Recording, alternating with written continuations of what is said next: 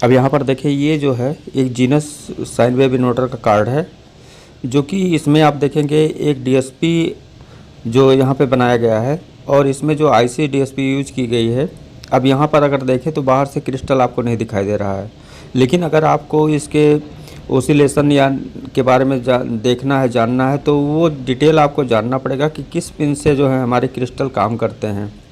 क्योंकि अगर यहाँ पे अगर देखने की ये प्रॉब्लम आएगी तो आपको इसके डाटा शीट जब निकालेंगे तो डाटा शीट में देखिए इस आईसी का यहाँ पे कहाँ दिखाई दे रहा है, और इसके आईसी आगे या पीछे जो आईसी में लगने वाले कंपोनेंट हैं, जैसे कि क्रिस्टल अगर नहीं है तो आप उसे कैसे डिसाइड करेंगे, इसको हम नेक्स्ट बताते हैं। लेकिन यहाँ पर देखिए मदरबोर्ड के बारे में, जो कि ये एलईडी एलसीडी टीवी में ये यूनिवर्सल मदरबोर्ड अक्सर यूज किए जाते हैं। U11 बोर्ड है, जिसका यहाँ पे देखेंगे 24 मेगाहर्ट्ज़ का जो है फ्रीक्वेंसी यहाँ पे अगर दोनों पिन पे देखेंगे डीएसओ के द्वारा, तो ये कैसा दिखाई देगा इसका ग्राफ और वोल्टेज। अब यहाँ पे हम इसके जो फ्रीक्वेंसी है और वोल्टेज है, इसके ग्राफ और वोल्टेज को दोनों देखेंगे। यहाँ पे प्रॉब को हम पहले यहाँ पे लगा देते हैं अर्थ पे, यानी निगेटिव पे, और निगेटिव पे लगाने के बाद इस डीएसओ के प्रॉब को हम यहाँ पे जो है इसके क्रिस्टल के इस पिन पे लगाएंगे। देखिए 24 मेगाहर्ट्ज़ यहाँ पे डीएसओ में हमारा शो किया है। अब इसके जो है वोल्टेज को भी हम देखेंगे इस पे, जैसे कि ये ग्राफ जो है साइन वेव है यहाँ पर देखेंगे, और ये जो यहाँ पे 24 मेगाहर्ट्ज़ है। अब इसके जो पिन के वोल्टेज हैं और इसके सारी फ्रीक्वेंसी की डिटेलिंग आप यहाँ पर देख सकते हैं। जैसे यहाँ पर देखें ये वोल्टेज शो हो रहा है, सॉरी प्रॉब हिल गया। अब देखिए इसे दोबारा लगाते हैं और यहाँ पर देखें इसके वोल्टेज भी यहाँ पे शो करेंगे। इसे हम अभी मल्टीमीटर से भी दिखाएंगे और इसके बाद हम वीडियो में दिखाते हैं आपको आगे। यहाँ पर देखें 1.6 वोल्ट शो कर रहा है और 24 मेगाहर्ट्ज़, यानी वोल्टेज की जो यहाँ पे डिटेल है, एक सेकंड दिखाते हैं, क्योंकि फ्रीक्वेंसी के साथ साथ आप वोल्टेज को भी देखेंगे कि यानी एक पिन पे यहाँ पे 2.1 वोल्ट शो कर रहा है और दूसरे पिन पे यहाँ पे 1.6 वोल्ट शो कर रहा है। अब यहाँ इस क्रिस्टल का इनपुट और आउटपुट 2 पॉइंट होता है, जो कि मल्टीमीटर से जब आप देखेंगे कि दोनों के इक्वल दिखाई देंगे वोल्टेज। वो कैसे, यहाँ पर देखें, यानी डीएसओ से और इसमें जो डिफरेंस थोड़ा सा है, हम इसके और भी डिटेल आगे देंगे। कई फ्रीक्वेंसी जो हमारे जैसे इन्वर्टर के हुए, कार्ड के या और सिस्टम के, तो हम सबका कंपैरिजन करके आपको दिखाएंगे। यहाँ पर देखें ये जैसे 1.6 वोल्ट दोनों साइड में शो कर रहा है, मल्टीमीटर पर देखें तो ये जो 1.6 वोल्ट है, यानी एक साइड इधर और एक साइड उधर, दोनों का बराबर बता रहा है। लेकिन यहाँ पे डीएसओ में जब देखेंगे तो वहाँ पे जो अंतर है वो आपको एक पिन पे यानी आउट पे अलग मिलेगा और इन पे अलग मिलेगा। अब इस प्रॉब को हम दोबारा लगाते हैं और इसमें दिखाते हैं दोनों के पिन के वोल्टेज के डिफरेंस को। यहाँ देखिए ये जो है, इसे 10 पे कर लेते हैं, यहाँ ऐसे लगा कर, और यहाँ पर देखेंगे तो 2.1 शो हो रहा है। इसे ऑटो पे कर लेते हैं एक बार।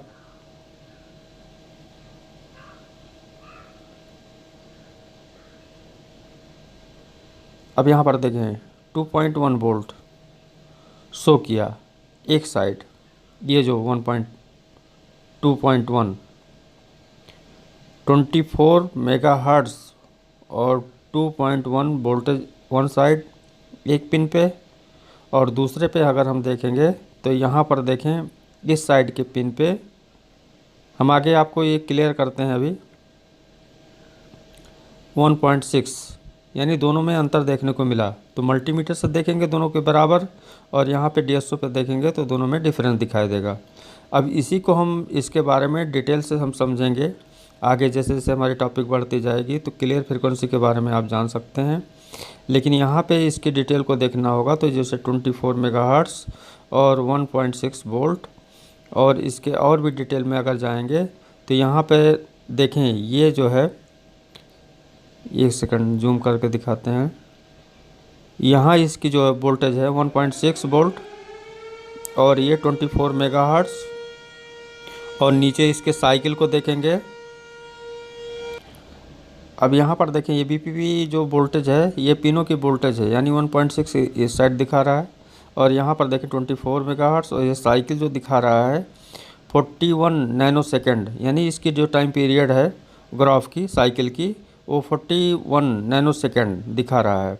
इसी तरीके से आप इसके सारे डिटेल को नीचे देखते चले जाएंगे, यानी इसकी ड्यूटी साइकिल भी देख सकते हैं जो कि नीचे जो सबसे नीचे दिखाया गया है। यहाँ पर देखें प्लस, यानी ड्यूटी प्लस ये है 51 और नीचे देखेंगे 49%। ये इसकी ड्यूटी साइकिल के जो परसेंटेज होते हैं तो 51 और 49%, यानी प्लस और माइनस ये जो है मैक्सिमम मिनिमम ये है इसका। अब चलिए आगे देखते हैं वाइट बोर्ड पे इसके और भी डिटेल से। नमस्कार दोस्तों, आज की वीडियो में आप देखेंगे माइक्रो प्रोसेसर आईसी के बारे में और उसमें लगने वाले क्रिस्टल के बारे में समझेंगे।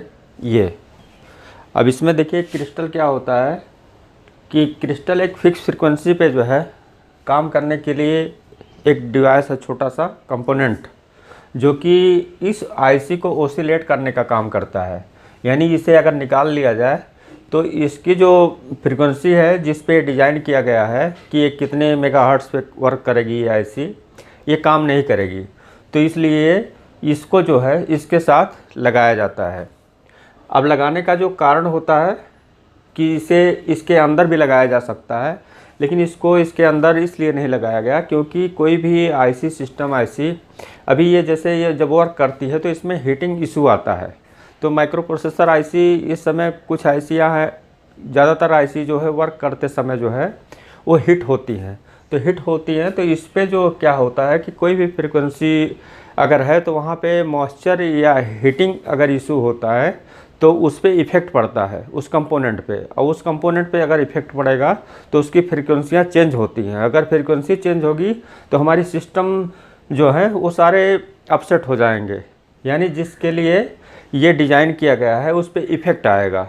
यानी कोई भी डाटा अगर मान लीजिए यहाँ से वहाँ अगर ट्रांसफ़र होता है तो इसी के सहारे ही होता है। और ये क्या होता है कि जैसे हमारा ये ओसिलेटर है, ये ओसिलेटर यहाँ पर देखें तो एक एनालॉग ग्राफ की तरह आप देख लें, ये जो है साइन वेव एनालॉग ग्राफ की तरह है और इस पे कुछ वोल्टेज हैं। यानी इस पिन पे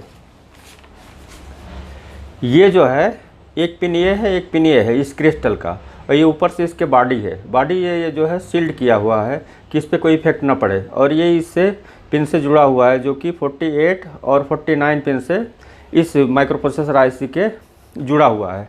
अब इसमें ये जो ओसिलेशन होगा तो इस आईसी को ओसिलेट करेगा। तो यहाँ पे जो भी यहाँ से सिग्नल या वोल्टेज जनरेट होंगे निकलेंगे वो अपने अपने काम के लिए आगे सेक्शन को चले जाएंगे। लेकिन ये वर्क कब करेगा? मान लीजिए ये सॉफ्टवेयर है, ये प्रोग्रामिंग इसमें किया जाता है।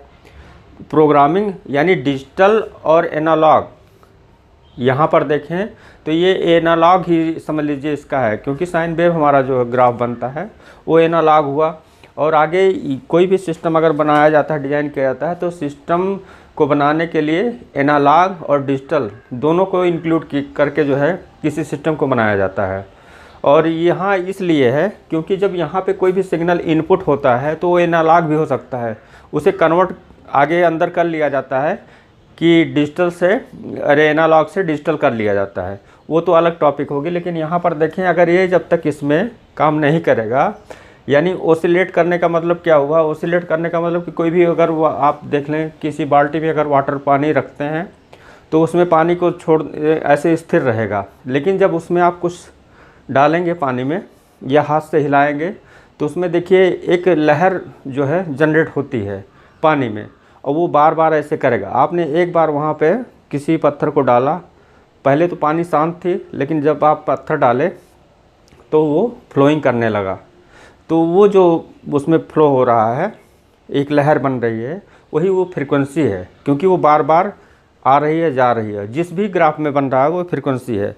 फ्रीक्वेंसी के बारे में एक और बात देख लें, यानी फ्रीक्वेंसी के बारे में इसलिए बता रहे हैं क्योंकि आपको ये जानना बहुत ज़रूरी है कि फ्रीक्वेंसी होती क्या है, और फ्रीक्वेंसी चाहे हमारे ऊपर हो चाहे हमारे इलेक्ट्रॉनिक सिस्टम के ऊपर हो, तो फ्रीक्वेंसी को आप जानें, उसे बहुत गहराई से, चाहे कई एग्जांपल देना पड़े, तो जब तक आप फ्रीक्वेंसी को नहीं समझेंगे तब तक अदर चीज़ें समझने के लिए एक प्रॉब्लम है। तो यहाँ पर देखें, एक तो ये हुआ जो वाटर बताए हैं, और एक यहाँ पर देखें कि जैसे एक हमारा इस टाइप से, ये जैसे कोई भी लोहे का जो हमारा बना होता है, अभी हमारे पास है नहीं, लेकिन हम एक फीलिंग पे बता रहे हैं कि मान लीजिए इस तरीके से है। अब यहाँ पे अगर इसे हम हिलाते हैं ये, तो ये क्या होगा, जैसे ये मान लीजिए इसको अगर हम यहाँ से ऐसे करके एक स्प्रिंग की तरह छोड़ देंगे तो ये इस तरीके से करता रहेगा। तो यहाँ से और यहाँ पे, क्योंकि ये लगातार जो वाइब्रेशन हो रहा है, तो वाइब्रेशन को कैलकुलेशन करने के लिए हमको एक भी फिक्स निकालना पड़ेगा, 1 सेकंड में कितने बार ये इधर से इधर होता है। तो जब हम 1 सेकंड का निकाल लेंगे तो ये जितने देर वर्क करेगा, या जिस हिसाब से 1 सेकंड में ये रन करेगा, तो वो जो है हमारा ये निकल आता है कि ये कितने फ्रीक्वेंसी पे हमारा वर्क कर रहा है। तो वो कैलकुलेशन हम आगे आपको बताए हैं कि 1 सेकंड में जो हमारी साइकिल बनती है वो 1 हर्ट्ज़ होती है। तो 1 हर्ट्ज़ जैसे किलो हर्ट्ज़ है, तो 1000 हर्ट्ज़ को 1 किलो हर्ट्ज़ बोलते हैं। तो इसी तरीके से 1 मेगा हर्ट्ज़, गीगा हर्ट्ज़, ये सब हमारे जो फ्रीक्वेंसी को आगे जैसे जैसे बताते जाएंगे वो आपका क्लियर होता जाएगा कंसेप्ट। क्योंकि आप देखते होंगे कि जैसे हमारा डिजिटल जो डाटा होता है 01 या 001 या 110, क्योंकि ये भाषा, इसका लैंग्वेज वही है डाटा का, जो कि ट्रांसफ़र होता है। ये डाटा हमारा जो है छोटे छोटे वोल्टेज, हम आगे बताएंगे कि इसका जितने माइक्रो में आप जाएंगे, सारा सिस्टम जो है माइक्रो प्रोसेसर का वो बहुत कम वोल्टेज पे वर्क करता है, और बाकी जो अलग बड़े बड़े काम हैं उस पे जो है वोल्टेज भी हाई होते हैं और उसके डिज़ाइन भी अलग होते हैं। देखिए, मैं नोट करके रखा हूँ कि कुछ अनावश्यक बातें भी निकल जाती हैं, लेकिन हम साफ साफ बता देना चाहता हूँ कि मैं जो भी ये बता रहा हूँ ये कहीं किताब या बुक में या कहीं पे ऐसे कुछ मैं रीडिंग करके नहीं आता हूँ कि आपको पढ़ के सुना दूँ, उस पर अनावश्यक ना निकले। मेरा जो पहले मैं डायग्राम बनाता हूँ उस पर फीलिंग करता हूँ, फीलिंग करके कैसे कैसे बनता है, फिर दूसरे दिन तीसरे दिन मैं उस पर जो है जब फीलिंग लाता हूँ तो अपने आप अचानक आ जाता है कि कैसे ये वर्क करता है। तो मैं उस समय बोलना स्टार्ट कर देता हूँ। उसमें कुछ अनावश्यक बातें तो निकलेंगी, क्योंकि देखिए कोई भी काम अगर आप बार बार करते हो तो उसका बेस्ट निकल कर आ ही जाता है। अब आपको अगर पहले बेस्ट की तलाश रहे तो काम आपका आगे हो नहीं। तो इसलिए मैं जो बोलता हूँ तो उस पर उसको अन्यथा ना लीजिए। मान लीजिए कुछ अगर एक्स्ट्रा निकल गया तो वो मैं जो है अलग से कहीं नहीं बोल रहा हूँ, लेकिन मैं आपका जो मेन है उसको आपके माइंड में फिक्स कर देना चाहता हूँ कि क्रिस्टल देखिए कैसे काम करता है। क्योंकि इस समय आप कोई भी बोर्ड में देखिए तो उसमें सब ये आईसी दिखेगी, ये क्रिस्टल दिखेगा और ये बायोस दिखेगा, जो बाहर बाहर हैं। बाकी सारे कंपोनेंट इसके इन हो जा रहे हैं। आने वाली टेक्नोलॉजी आपकी केवल आईसी की, जो आईसी बनाने वाली जितनी कंपनियां हैं वो बाहर लगने वाले सारे कंपोनेंट को अपने आईसी के अंदर समेट ले रहे हैं कि टेक्नोलॉजी और आसान भी हो जाए और आगे काम करने में फास्टिंग, मतलब जो ये दूर दूर कंपोनेंट लगे हैं उसके काम करने का वर्किंग प्रोसेस जो है वो भी बहुत अच्छा हो जाता है। इसलिए कंपनियां अपने अपने कंपोनेंट बनाने वाले वो भी जो है अपने उस पर सिस्टम पे काम करती हैं, अपग्रेड करती हैं। तो इसलिए आपको भी अपग्रेड होना चाहिए इसमें टेक्नोलॉजी में, क्योंकि आने वाले जो टेक्नोलॉजी हैं वो बहुत ही फास्ट टेक्नोलॉजी हैं। तो आज की वीडियो में बस इतना ही, मिलते हैं नेक्स्ट वीडियो में, और उसमें आपको डीएसओ पे दिखाएंगे कि कैसे कैसे हमारे जो डाटा होते हैं ट्रांसफ़र होते हैं, और इसे ओपन कर देंगे तो क्या होता है। तो चलिए देखते हैं नेक्स्ट वीडियो में।